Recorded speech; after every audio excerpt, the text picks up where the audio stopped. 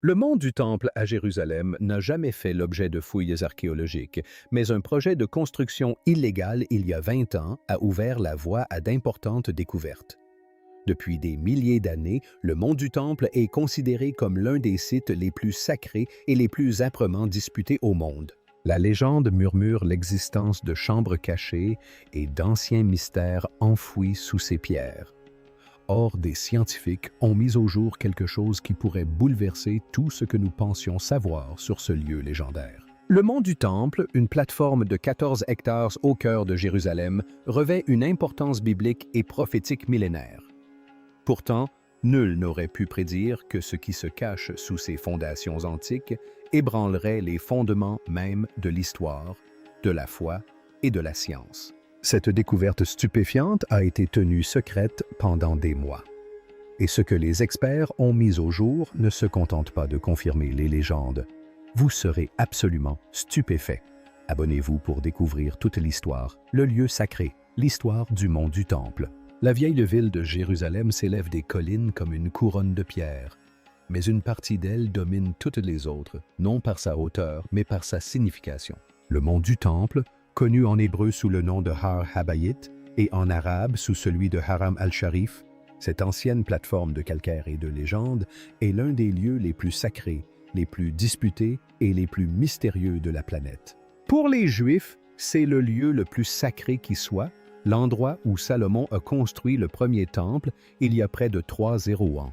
Un temple qui, selon la tradition, abritait l'arche d'alliance, gardée par des chérubins d'or et imprégnée de la présence même de Dieu. Une génération plus tard, après la conquête et la destruction babylonienne, le second temple fut reconstruit pour être à nouveau détruit par les Romains en 70 après Jésus-Christ. Pour les musulmans, il s'agit du site du noble sanctuaire, l'endroit d'où le prophète Mahomet serait monté au ciel lors de son voyage nocturne.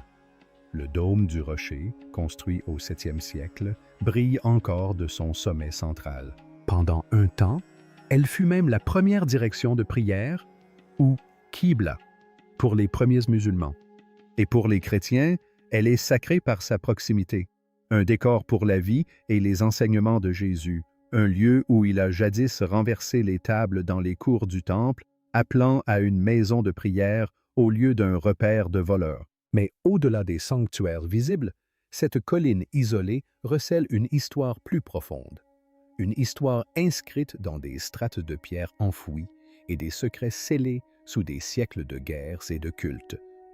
Une histoire que les scientifiques rêvent depuis longtemps de percer.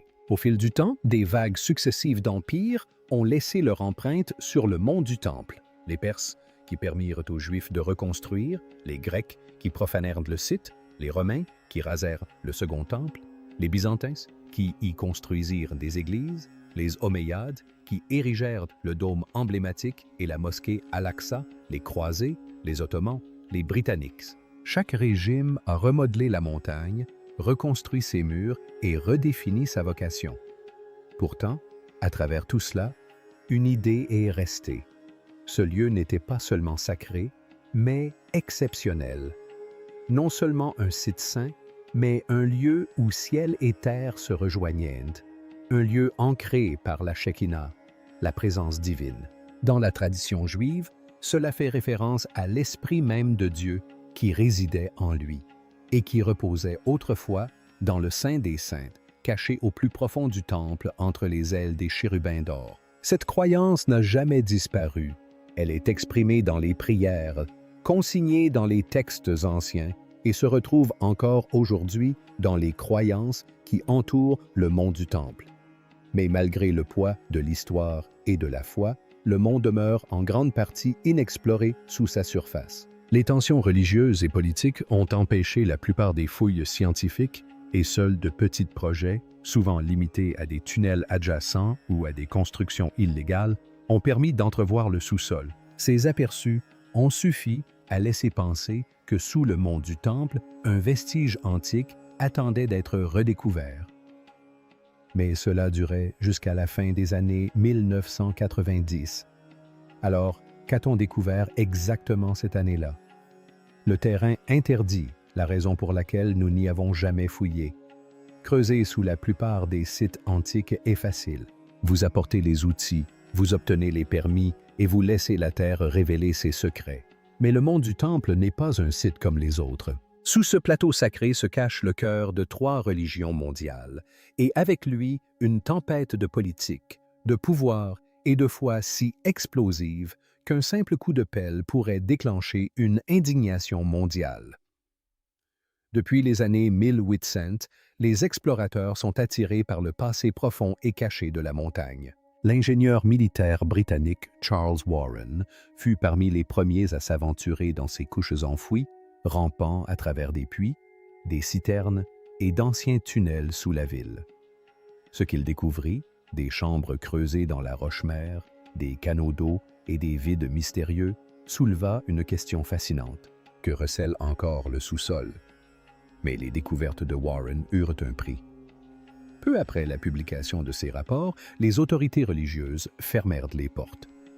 L'idée de fouiller sous le mont du Temple devint impensable, car il ne s'agissait pas d'un simple site archéologique, mais d'un lieu sacré.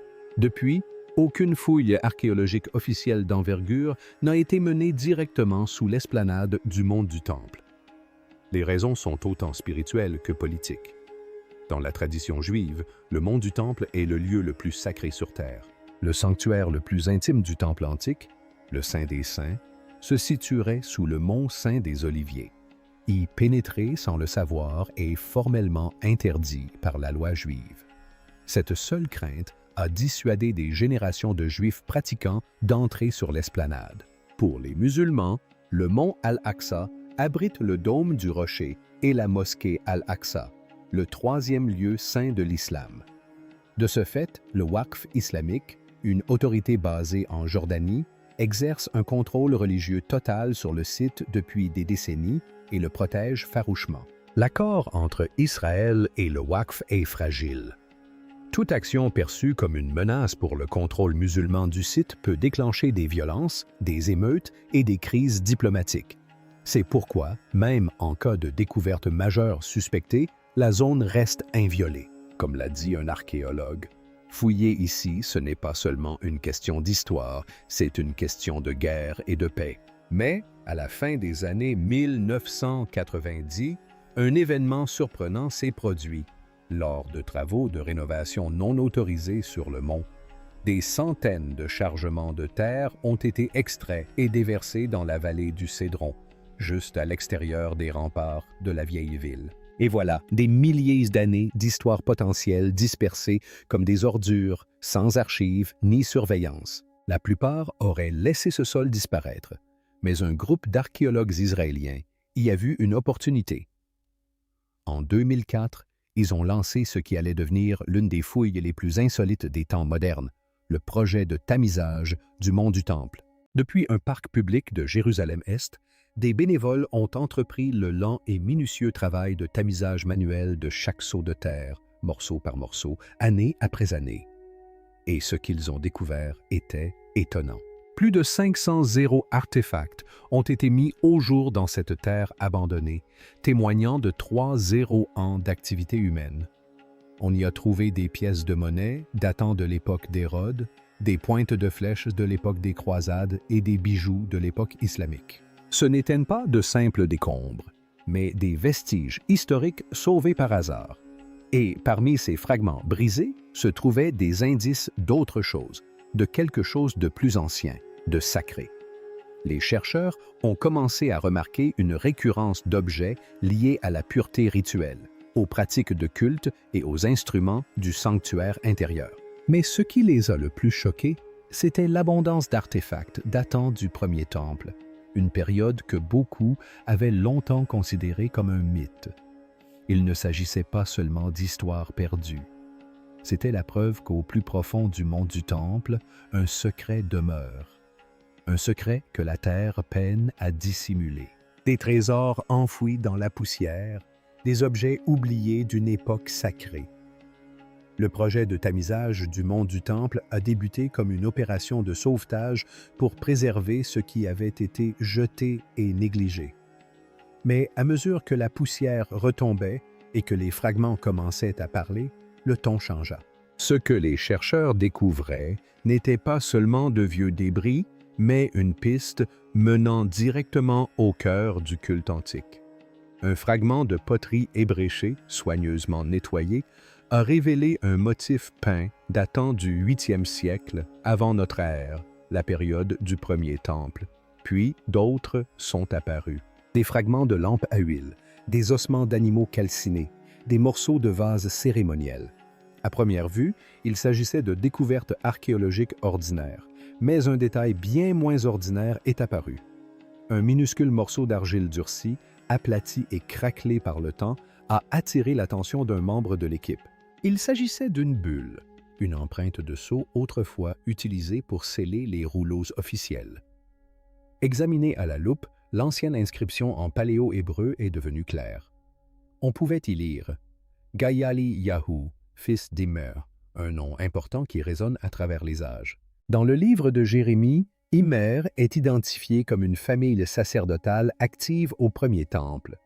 Ce show n'avait pas seulement survécu, il avait confirmé l'existence d'une personne réelle que l'on croyait perdue dans les mythes religieux. Et elle n'était pas seule. D'autres bulles suivirent, certaines portant des noms et des titres qui correspondaient étrangement aux récits bibliques. D'autres arboraient des symboles comme des menorahs, des portes de temple et des vêtements sacerdotaux.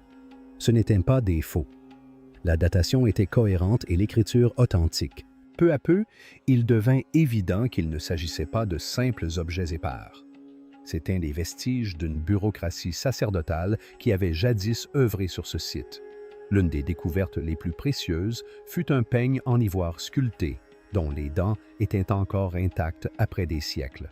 Gravé sur son flanc figurait ce qui est aujourd'hui considéré comme l'une des plus anciennes phrases cananéennes complètes jamais découvertes, faisant référence à l'hygiène personnelle et peut-être même à la pureté rituelle. C'était un objet du quotidien, mais sacré de par son contexte. Vinrent ensuite des outils plus directement liés au culte lui-même. Une petite pelle à encens en bronze, utilisée pour les offrandes au temple, recouverte des résidus noircis d'anciens mélanges aromatiques. À proximité gisaient des bijoux finement ouvragés qui avaient peut-être appartenu à des employés ou des fidèles du temple, possiblement perdus lors de la panique, de la guerre ou de l'exil. Parmi ces vestiges du premier temple se trouvaient des objets datant des périodes romaines, byzantines et islamiques, preuve que le mont était resté sacré à travers les générations, les religions et les empires. Mais c'est la couche la plus profonde et la plus ancienne qui a suscité le plus d'intérêt. Malgré les affirmations de certains érudits et personnalités politiques, selon lesquelles aucune preuve tangible du temple de Salomon n'avait jamais été découverte, un nombre croissant de preuves matérielles suggérait le contraire. Ces objets n'étaient pas seulement anciens, mais spécifiques. Les descriptions des devoirs rituels, des lignées sacerdotales et des pratiques sacrées correspondaient trop étroitement pour être ignorées. Chaque artefact extrait du sol était une nouvelle brèche dans le mur du doute, un indice supplémentaire que ce lieu, que l'on croyait n'exister que dans la foi, avait en réalité été réel, tangible et actif. L'étude de la répartition de ces objets par les archéologues a révélé une tendance suggérant qu'ils n'étaient pas dispersés au hasard. Ils provenaient d'une zone particulière des décombres, liée à une structure plus profonde, peut-être une zone effondrée ou enfouie depuis longtemps. Ce schéma indiquait la présence de chambres scellées et de passages oubliés, inexplorés depuis plus de 1000 ans. Et c'est précisément ce qu'ils commencèrent à découvrir ensuite. Les chambres secrètes souterraines, des pièces oubliées rouvertes. Entre 2021 et 2024, une nouvelle équipe de chercheurs a commencé à combiner les technologies modernes avec d'anciennes cartes négligées de l'époque du mandat britannique. Leurs recherches se sont concentrées sur la partie sud du mont du Temple, près du mur occidental. Les Britanniques, les Ottomans et les voyageurs précédents avaient longtemps évoqué l'existence d'étranges cavités souterraines dans la région, des chambres, des escaliers et des espaces creux. Mais pendant des générations, ces rumeurs étaient restées lettres mortes. Puis, en 2023, une première percée a eu lieu. Comme les fouilles étaient encore interdites, les scientifiques ont eu recours aux technologies modernes. Utilisant un radar à pénétration de sol, le même système de balayage utilisé pour détecter les chambres cachées dans les pyramides d'Égypte, l'équipe a détecté des irrégularités sous le substratum rocheux. Ils ont commencé à remarquer des formes étranges et des arêtes droites, là où la nature n'aurait pas dû en former. Les analyses ont révélé ce qui semblait être des chambres souterraines scellées, enfouies sous des siècles de construction et d'effondrement. Ils ont recoupé les données radar avec des cartes dessinées à la main au début des années 1900 par des officiers britanniques qui avaient brièvement exploré certaines parties de la montagne au crépuscule de l'Empire ottoman. À leur grande surprise, les contours correspondaient. Les mêmes couloirs, les mêmes escaliers bloqués, les mêmes vides suspects. L'étape suivante était prudente. Les fouilles près des tunnels du mur occidental, juste à l'extérieur de la montagne elle-même, étaient légalement autorisées et déjà en cours. Alors que les ouvriers dégageaient soigneusement les décombres d'une ancienne structure hérodienne, ils ont mis au jour un escalier partiellement enfoui, taillé dans le calcaire. Il menait à une antichambre oubliée. À l'intérieur, le temps semblait s'être arrêté. Les murs supérieurs de la chambre portaient des sculptures de l'époque byzantine, représentant des croix délavées, des niches et des inscriptions à peine visibles. Il était clair que l'espace avait autrefois servi de lieu de culte chrétien, probablement au IVe ou Ve siècle de notre ère. Mais ce qui se trouvait sous le sol était encore plus fascinant. En creusant quelques centimètres plus profondément, les chercheurs ont mis au jour une seconde fondation, beaucoup plus ancienne. Les pierres de base étaient massives. Des blocs de pierre de taille finement taillés étaient soigneusement empilés avec une précision rarement observée après la période du premier temple. Ils reproduisaient les mêmes techniques de construction que celles de la porte de Salomon à Megiddo, un exemple emblématique du génie civil de l'ancien Israël. Cela changea tout. Il ne s'agissait pas simplement d'une chapelle byzantine, mais d'une construction bâtie sur des vestiges bien plus anciens, oubliés. La stratigraphie et l'analyse des résidus le confirmèrent. Cette couche inférieure est antérieure aux rénovations du temple d'Hérode, peut-être de plusieurs siècles, et son emplacement, niché sous la montagne et aligné sur les descriptions bibliques des zones sacrées, laissait présager un but très précis. Puis vint une réalisation glaçante. Un second escalier, à moitié effondré et encombré de débris, s'enfonçait plus profondément, disparaissant dans la roche scellée. Il avait été intentionnellement bloqué, non par le temps ou une catastrophe naturelle, mais par la main de l'homme. Quelqu'un, il y a longtemps, avait voulu cacher cet endroit comme une porte destinée à ne plus jamais être ouverte. Que cherchait-il à protéger ou à dissimuler? L'emplacement de la chambre, son style architectural et sa concordance avec les textes anciens pointaient tous vers une seule hypothèse. Elle avait jadis fait partie du sanctuaire intérieur ou constituait un passage y menant, mais ils n'étaient pas encore prêts à le confirmer. Il leur fallait d'abord davantage de preuves. Et ces preuves ne se trouvaient pas dans la pierre, mais dans ce qui se cachait dessous, un système d'approvisionnement en eau qui n'aurait pas dû exister. À ce stade, les chercheurs avaient trouvé suffisamment d'éléments pour confirmer qu'un lieu sacré et ancien se dressait autrefois sur cette montagne. Mais ce qui suivit n'avait rien à voir avec des objets rituels ou des chambres scellées. Cela murmurait quelque chose de plus profond, une conception, quelque chose qui suggérait que les gens qui avaient construit ici n'étaient pas seulement des fidèles, mais aussi des ingénieurs. En explorant le sol sous le bord sud du mont du Temple, les scientifiques ont découvert une série de cavités interconnectées. Il ne s'agissait ni de sépultures ni de fosses de stockage. Elles étaient incurvées, taillées avec précision et revêtues d'un étrange enduit imperméable. En cartographiant le système, une structure s'est dessinée. Un vaste réseau souterrain de citernes, de canaux et d'aqueducs était creusé directement dans la roche. Son existence était inexplicable. La datation au carbone 14 des résidus minéraux présents sur les couches de plâtre a stupéfié l'équipe. Ces ouvrages n'étaient ni hérodiens ni romains. Ils dataient de la période du premier temple, soit approximativement du 9e au 8e siècle avant notre ère. Mais ce n'était pas le plus surprenant. Ce qui a véritablement stupéfié les experts, c'était leur sophistication.